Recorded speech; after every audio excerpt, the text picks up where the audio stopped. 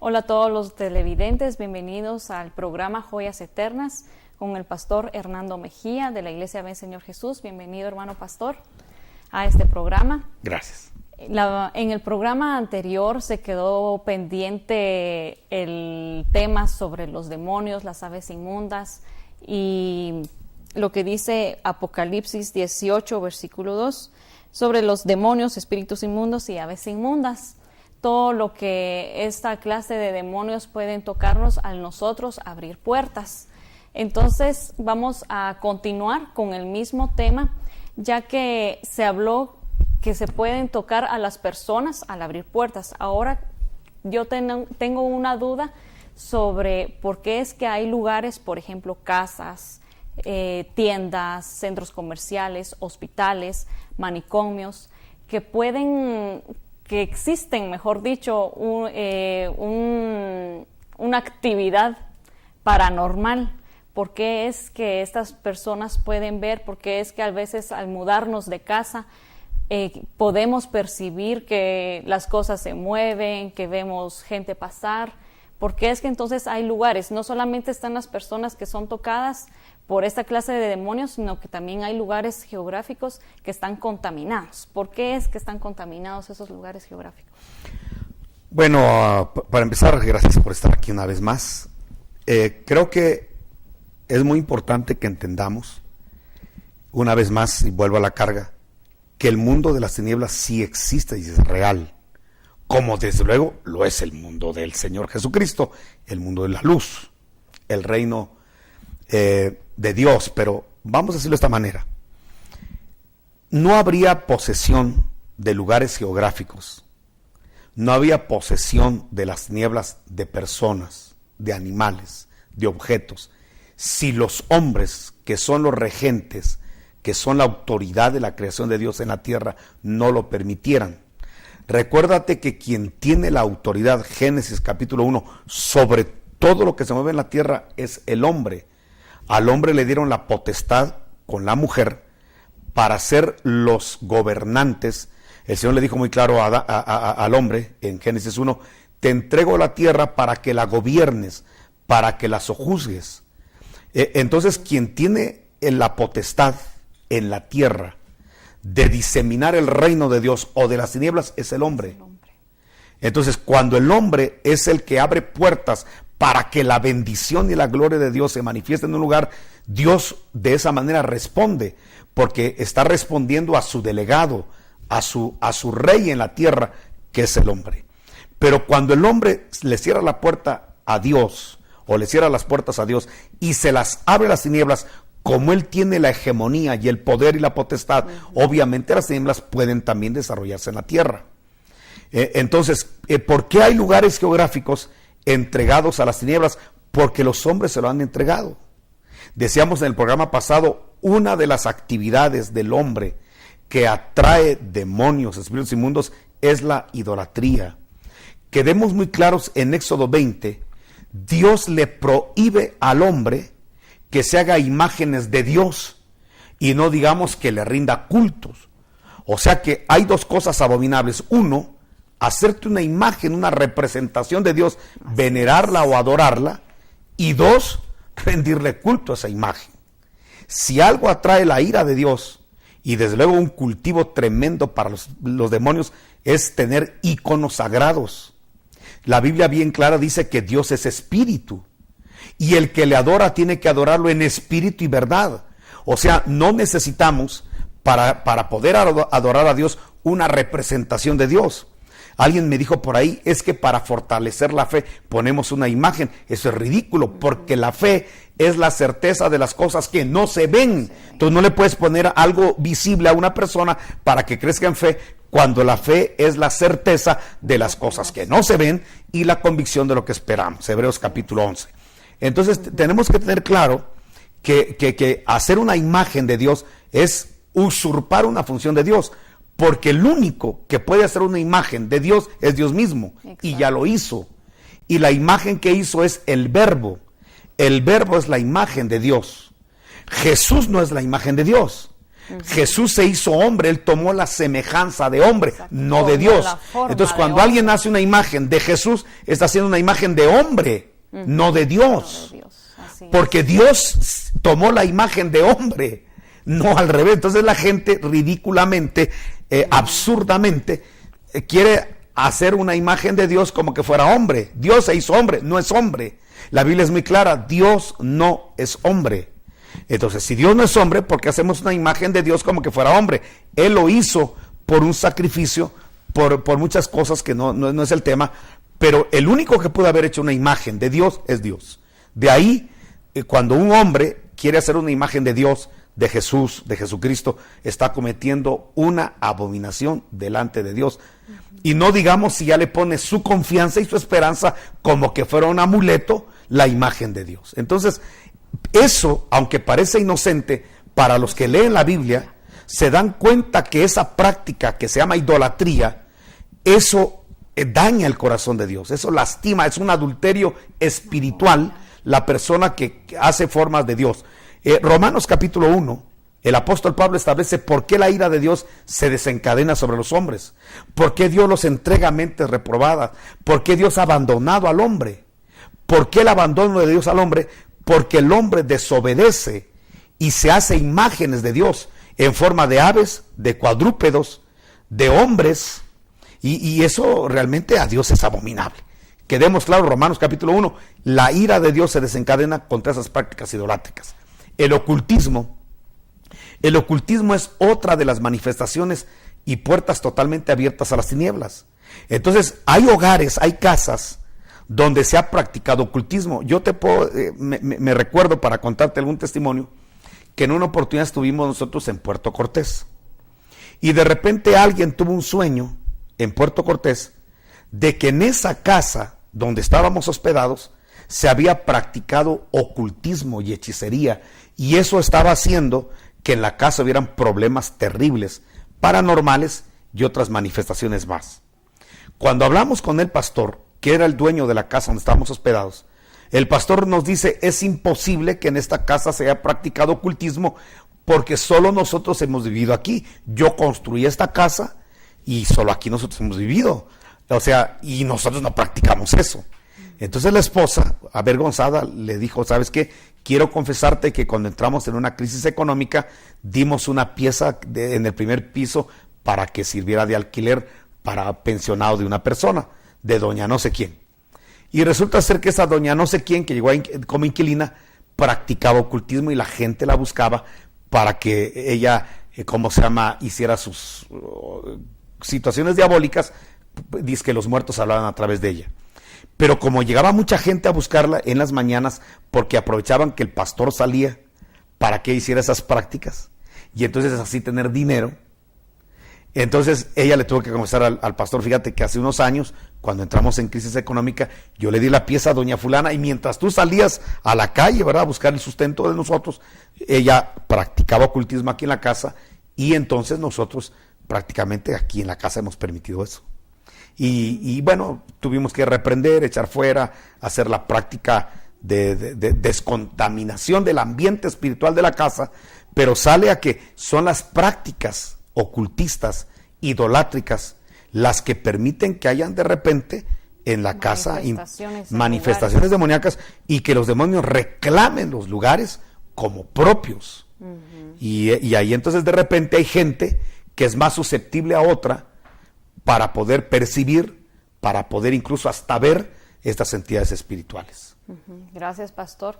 Y otra duda que posiblemente a todos nos surge es en cuanto a los hospitales de manicomios. ¿Por qué razón es que una persona puede llegar a estar en un estado pues no normal? De locura, ¿va? De locura. Bueno, mira, Ana María.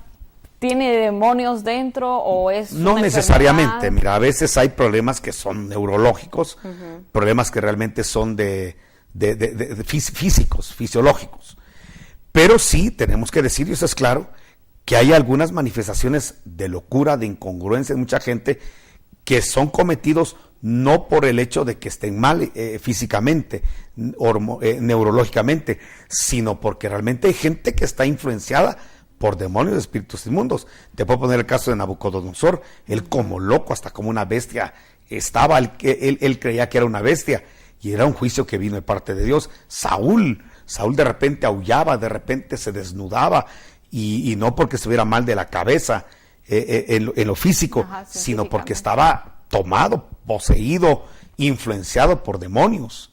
Y así te puedo mostrar un montón de situaciones. Los gadarenos hasta vivían en cementerios, pero no era una enfermedad mental, sino que eran posesiones demoníacas que hacían que tuvieran este tipo de manifestaciones. Entonces tú me preguntas por qué en algunos manicomios de repente hay cosas paranormales. Pues es porque definitivamente no toda la gente que está recluida, que está siendo atendida y asistida en un manicomio, necesariamente es algo neurológico, sino que pueden ser cosas espirituales. La cosa es que aquí hay que tener discernimiento de espíritus, que es uno de los dones del Espíritu Santo a la iglesia, para realmente ver si lo que tiene la persona es algo físico o es algo espiritual. Pero no nos vayamos muy lejos a la locura.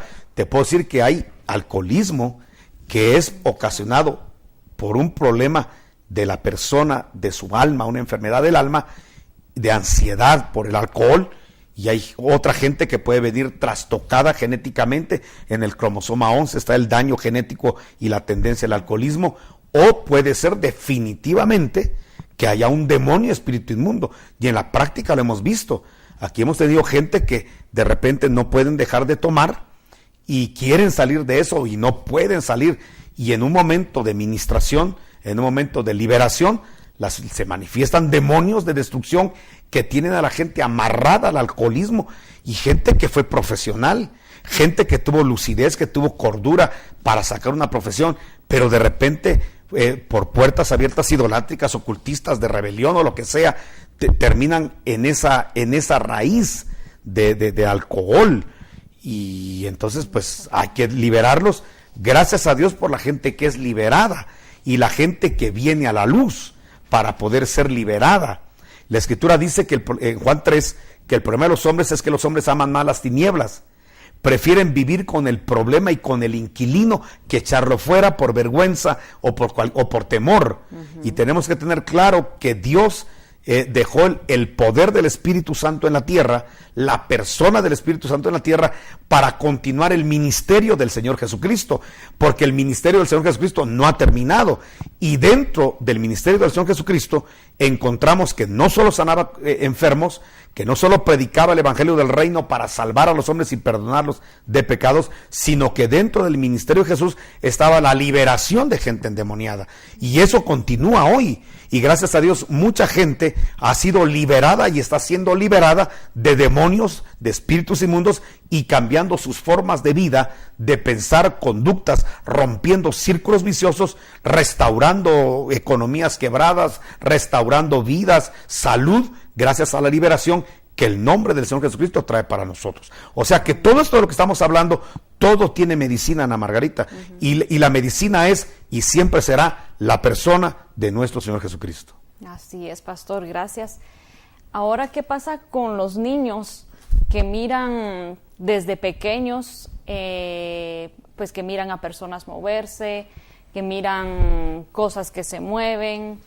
Tiene que ver, usted en el programa anterior decía, ¿verdad?, que uno abre puertas y es por eso que uno muchas veces es susceptible de ver ciertas cosas. Pero ¿qué pasa con los niños que, pues, se podría decir que traen una inocencia? ¿Abren puertas o es por la cobertura de los padres que han abierto puertas y es por eso que los niños se les permite, Dios permite que vean esas cosas? Por ejemplo, yo conozco a una persona que desde pequeña ha visto cosas sobrenaturales y ha crecido, ya tiene más de 30 años y todavía le siguen pasando cosas sobrenaturales. Entonces, ¿por qué razón es que se da en estas personas que a veces desde pequeñas y pues han aceptado a Cristo Jesús? Posiblemente lo que usted decía, ¿verdad? Posiblemente todavía tienen puertas abiertas, pero ¿por qué desde pequeños es de que se les permite, si Dios permite, que ellos vean esa clase de cosas? Mira, definitivamente cuando un niño es estorbado por las tinieblas. Obviamente Dios no está tratando al niño, tú le estás diciendo, está en una etapa de inocencia, sino que a través de los niños inocentes, Dios quiere llamar la atención a los padres de que están muy distraídos quizá en el trabajo, en el quehacer de todos los días, incluso en atender al niño en lo físico, pero no atenderlo en lo espiritual. Y tú diste en el clavo, ahí en ese aspecto, en un niño inocente, la cobertura de un padre es muy importante. La Biblia habla en el Salmo 91 de que hay ciertas potestades y les da ciertos nombres de acuerdo a sus manifestaciones y la forma de trabajar de ellas. Por ejemplo, en el Salmo 91 dice que si nosotros estamos bajo la cobertura del Altísimo, la sombra del Omnipotente, y le decimos a Jehová que Él es nuestro castillo, entonces dice que Él nos guardará y habla del terror nocturno. O sea que hay una potestad que se llama terror nocturno. ¿Qué hace? Obviamente llega en las noches con pesadillas, con sueños, con manifestaciones para transmitirle terror y miedo, obviamente, a los niños. Sí es cierto, y tengo que decirlo, que en Joel capítulo 1 se habla de 4 potestades, que son 4 fases de desarrollo de una langosta. Está la oruga, el saltón, el pulgón y el revoltón. Entonces, para poder llegar a ser langosta hay un proceso de crecimiento, pero cuando tú vas al hebreo, ese oruga, saltón, pulgón, revoltón no son nombres, no es el desarrollo de la oruga, sino son nombres propios en hebreo. O sea que habla de potestades que van a estar tratando de estorbar nuestra vida, unos en el tiempo embrionario, intrauterino, otros cuando somos niños, otros cuando somos pubertos jóvenes y otros cuando ya somos maduros. Sí hay potestades que atacan ciertas etapas de la vida de la gente, y por eso hay niños que, o sea, los niños en su etapa de niñez, de infancia, valga la redundancia, van a ser estorbados por cierto tipo de potestad. Y dentro de eso, pues vemos que es una manifestación en un común denominador, no importa la cultura, la religión, el país, la región. Hay niños que tienen problemas de pesadillas, de sueños, que sienten temor, que los persiguen, que los matan, que matan a sus padres y despiertan con eso. El problema está en los padres, que de repente viene el niño llorando, papá, fíjate que soñé esto, y en vez de abrazarlo y enseñarle que hay una potestad que se llama terror nocturno, que se puede reprender, que se puede eliminar, que se puede echar fuera, para que no regrese, en vez de eso los mandan a acostar. Vete a acostar, fue una pesadilla, y no le dan la importancia de vida por la ceguera espiritual del papá. No puede ser posible que un niño tenga más percepción espiritual que el mismo papá, que se supone que es la cabeza del hogar o la mamá. Y ahí tenemos el problema de que es que no hay entrenamiento ni preparación, porque estos temas lamentablemente no se tocan en los púlpitos y no hay enseñanza. Bueno, hay lugares, desde luego que sí se tocan, pero hay lugares donde no. Y entonces hay una ignorancia en la paternidad, en la maternidad, de cómo enfrentar estas potestades, cómo enseñarle al hijo a hacer guerra espiritual contra este terror nocturno, para que entiendan que allá hay un niño que ya tiene como rey y señor al nombre del Señor Jesucristo. Entonces, en cuanto a lo que tú me estás diciendo, que hay niños que tienen susceptibilidad a ver cosas, a ver, sí, lo que pasa es que te digo que las tinieblas a veces ya se hacen tan tangibles que hasta se pueden ver. No digamos si hay niños que ya traen dones de discernimiento de espíritus. Y entonces, obviamente, desde niños empiezan a desarrollarse esos dones de poder entender qué espíritus se mueven en ciertos ambientes espirituales, obviamente para reprenderlos, no para temerles. Pero por eso necesitamos instruir a nuestros hijos de que algunos vienen blindados como guerreros para liberación y para echar fuera demonios. Todos tenemos diferentes dones, y uno de los dones del espíritu es el discernimiento de espíritus. Ahora, ¿para qué le va a dar Dios olfato espiritual a una persona si no le da la potestad de echarlos fuera? Entonces, cuando Dios le da discernimiento de espíritus a una persona, y puede entender que lo que se está moviendo en el ambiente es un espíritu inmundo o un espíritu de Dios, si es de Dios, pues obviamente ministrarlo. Si es de las tinieblas, reprenderlo. Dice la Escritura que no participemos en las obras de las tinieblas, antes bien reprenderlas, dice. Entonces podemos reprenderlas, podemos echarlas fuera. Parece que estuviéramos hablando al aire, pero realmente hay un mundo espiritual que se sujeta a la palabra y la autoridad del nombre del Señor Jesucristo. Así es. Y por eso tenemos que ejercer esa autoridad. ¿Qué más decirte, Margarita, de esto? Hay niños que sí pueden ser incluso estorbados por demonios. Y esto obviamente por las puertas abiertas de los padres. Acuérdate que en una oportunidad, cuando Jesús bajó del monte de la transfiguración con Pedro, Santiago y Jacobo, dice que llegó con sus discípulos, eran 9, y entre los 9 no podían echar fuera a un demonio, porque un padre de familia llevó a un joven. Entonces Jesús le pregunta al papá, ¿desde cuándo le sucede esto? De que el demonio a veces lo tira en el fuego y a veces en el agua para matarlo. Entonces el papá responde, desde niño. Quiere decir desde paido en el griego. Quiere decir que hay niños que pueden ser, pues no importa si están en estado de inocencia, por la práctica ocultista pagana de los padres, pueden llegar a ser contaminados desde niños. O sea que hay niños que necesitan liberación, hay niños que necesitan ser liberados de esclavitud, de las tinieblas. Pero ¿cómo hacerle si los papás no tienen olfato espiritual? Hay gente que puede tener atestada la casa de demonios y no tener ninguna manifestación paranormal, y la gente cree que como no hay ninguna manifestación paranormal, no hay, entidades espirituales de las tinieblas, y puede que sí. Yo te dije en el primer programa del día lunes que, que si algo quieren las tinieblas es ocultarse. Al enemigo no le interesa hacer público sus obras, su cultivo, su hogar, su punto de hábitat. Sí lo vemos por las manifestaciones, pero sí hay problemas espirituales, y hay personas, como algunos niños, hermanos en la fe, que tienen discernimiento de espíritus y por eso pueden ver estas situaciones, ¿verdad? Te repito, cuando Dios permite que algo se manifieste es porque lo quiere echar fuera. Y es por eso de que la misma Biblia dice que tenemos la armadura de Cristo, ¿no? Así es. Efesios 6 dice que tenemos la armadura de Dios. Esa armadura nos sirve para que podamos vivir nosotros tranquilos, vivamos donde vivamos, tengamos de vecino al que tengamos, no tengamos miedo, porque, tenemos un blindaje, una armadura. El problema es cuando no tenemos la armadura. Por eso dice que nosotros Dios no nos la va a poner, nosotros tenemos que ponernos la armadura de Dios. Pero de que tenemos las armas de la luz, las tenemos, y obviamente es para ser resguardados nosotros y para poder echar fuera, donde nos pidan, desde luego, echar fuera las cosas que hay que echar fuera. ¿Tiene problemas espirituales? ¿Cómo podría ser liberada esta persona? Bueno, en primer lugar, la sinceridad. Mira, si algo ama a Dios es la verdad en lo íntimo. Lo que una persona debe entender primero es que tiene que llegar a la luz. Es como una persona que está enferma. Sabe que tiene un dolor, y el dolor cada vez es más perseverante, pero no le gusta ir al doctor. No es hasta que ya está la situación en grado extremo que la gente visita a un médico, lamentablemente. Si hubiera ido desde que empezaba el dolor, cuando era leve, pues hubiera sido más fácil, no solamente la solución, sino la erradicación total de la enfermedad. Lo mismo pasa en lo espiritual.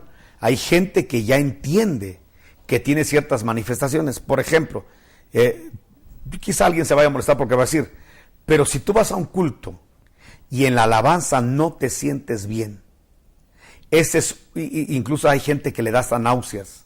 Hay gente que le da dolor de cabeza a la alabanza y siente ira cuando está la gente exaltando el nombre de Dios. De repente ahí estamos hablando de una manifestación de demonios.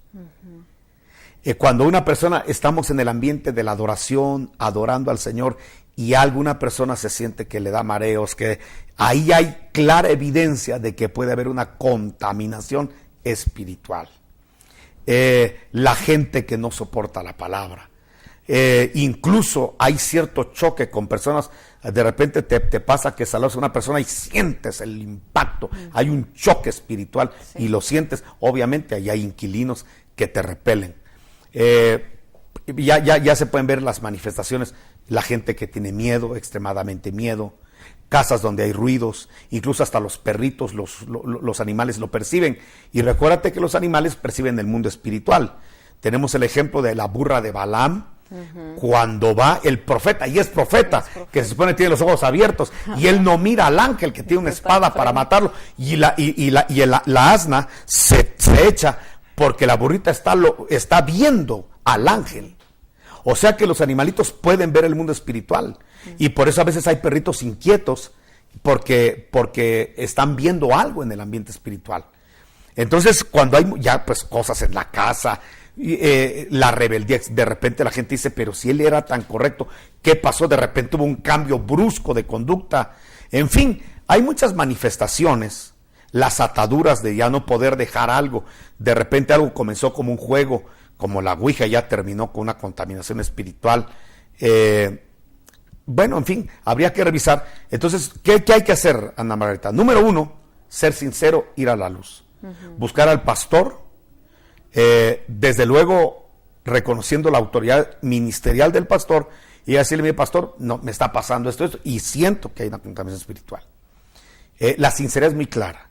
Para que el Señor pueda echar fuera algo, la gente tiene que venir a la luz, exponerse a la luz, sabiendo que no va a ser para vergüenza, sino para liberación. Así es. Número 2, bueno, hay que renunciar, porque nosotros no podemos cortar ramas, tenemos que ir a la raíz. Y tenemos que ver cuál es la raíz de los problemas. Todo problema espiritual tiene una raíz. De repente hay gente que empieza a tomar, por poner un ejemplo del alcoholismo, cuando ya es algo demoníaco, quizá empezó a tomar por una desilusión amorosa. Empezó oía la música, que a veces la música hay que tenerle respeto, porque la música son palabras, son ritmos, y puede llevar una administración de contaminación espiritual. Entonces, de repente alguien está en un momento ¿qué te digo?, de nostalgia, y oye una canción que le orilla, le ministra a que se emborrache y que tome. Entonces puede que empiece algo como algo carnal, como algo sentimental, pero que vaya abriendo puertas al enemigo. Y entonces la persona quedar totalmente amarrada y atada a un espíritu de alcoholismo. Y que después lo quiera dejar y no pueda. Y vaya a terapias y lo que sea y no puede. Y dejan profesión, dejan familia, pierden economías, trabajos, empresas por el alcohol y los deteriora. Pues ahí prácticamente se está viendo que hay algo que es algo más que una enfermedad, como le llaman al alcoholismo, sino que aquí ya hay un problema espiritual.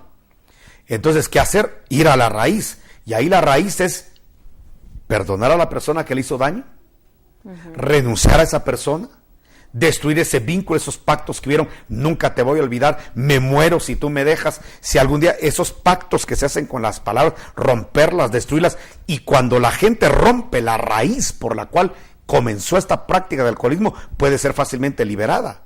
Y ahí quitarle derechos al enemigo que tomó por esos pactos de palabras. A veces hay objetos que hay que destruir. Hay gente que todavía conserva, por decirte algo, cartas de exnovios y ya están casados y tienen relaciones sexuales con sus parejas, con sus maridos, con sus legítimos esposos, pero piensan en la pareja número 1, la que le dijo nunca te voy a olvidar, nunca te voy a dejar. Entonces hay cosas que hay que ir rompiendo, destruyendo, porque causaron una atadura y dieron derechos espirituales. O sea, hay muchas cosas que habría que revisar, pero hay a veces que destruir cosas. A veces hay que romper objetos de idolatría, objetos de ocultismo. A veces hay que destruir cosas que atar. O sea, hay que ver que depende el caso para que una persona pueda ser liberada. Algo que a veces los demonios le gritan a uno cuando uno está en las liberaciones: ¿y para qué me quieres echar fuera si él quiere que yo esté ahí? Así es. Y es que las personas realmente, muchas, aunque parezca mentira, no quieren ser liberadas porque no quieren romper, no quieren destruir. Te puedo decir que hay gente que está endemoniada y la vida no, o sea, hace algo y se le derrumba, hace algo y se le derrumba, y no sale de un círculo vicioso. Y no salen porque tienen problemas de rencores, de resentimientos. Entonces no podemos ir a lo superficial. ¿Dónde vino la raíz de amargura de esta persona? Y cuando empezamos a irnos para atrás al pasado, encontramos que en un momento de la vida la persona odió, tuvo un resentimiento, maldijo a alguien, y eso lo conectó a derechos espirituales, y por eso la economía nunca sale adelante en un área de la vida, porque tiene problemas y derechos el enemigo sobre economías, sobre empresas, sobre familias, sobre ya tienen, ¿qué te digo? Quieren emprender algo y todo se derrumba precisamente porque hay que ir a la raíz. Ahí hay que perdonar, ahí hay que bendecir a la persona a la que hubo un resentimiento, para cortar el derecho que tiene el espíritu inmundo y entrar a liberación. O sea, habría que revisar el caso, pero los casos necesariamente hay que ir a la raíz, y ahí es donde mucha gente no quiere ir. Yo me acuerdo que una vez estaba yo aquí en esta oficina platicando con una persona que estaba por divorciarse, cuando el espíritu me dice, pregúntale qué le pasó cuando tenía 7 años. Y yo le digo, oye, perdóname, ¿qué te pasó cuando tenías 7 años? Y como que no quiso darle lugar a la pregunta, siguió hablando. Y le dije, mira, perdóname, pero yo tengo órdenes del espíritu preguntarte qué pasó cuando tenía 7 años. Y se paró, molesta, airada, y me dijo, yo no voy a hablar de eso. Me dijo, mija, le dije, si tú no hablas de eso, no vas a ser liberada. Y se tiró al suelo, en posición fetal, como que la estuvieran violando. Y gritaba, no, no, no. Entonces, ya me confesó ahí que a los 7 años la habían violado. Quiso contarle a la mamá le pegó en vez de ¿cómo se llama? De protegerla, de ayudarla. No le creyó y tuvo que salir de la casa. Se sale de la casa porque obviamente el padrastro la estaba asediando, no solamente una vez, varias veces la violó, y se va de la casa. Se casa y obviamente no es feliz, no puede tener una vida plena sexual con su marido, porque cada vez que el marido quiere acercarse a ella, y en amor y ya en otras condiciones, ella lo asocia.